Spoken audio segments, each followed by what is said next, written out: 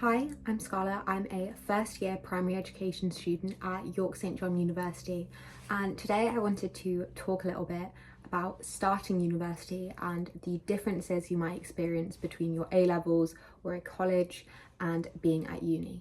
So I think a main difference is between the teaching styles. So obviously at A level, for example, I was in school for about 3-4 lessons a day, but also I think you have so much more independence when you come to uni. You feel like you have loads in sixth form, but for me, I couldn't drive, so I was basically stuck in school all day. Whereas when you're at uni, you might only have 1 or 2 lectures a day and you can come home in between and do some work, or stay at uni, go to the library and do some. So it depends on your course, but I'm in uni usually 4 or 5 days a week, whereas some people I know are only in 2 days. So again, I definitely look before you come at what your timetable could potentially look like. You might not have a proper idea, but I think definitely look at the modules at least. For me in first year, I don't get to pick any modules, but I know a lot of people in other courses do. So I think having kind of a background knowledge of that is really helpful, but also having the awareness that you probably will have a lot of spare time.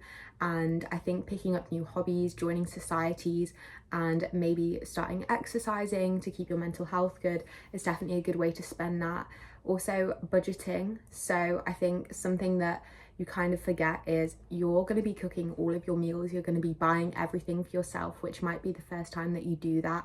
So I would definitely recommend giving yourself a plan within the first few weeks of what you need to do.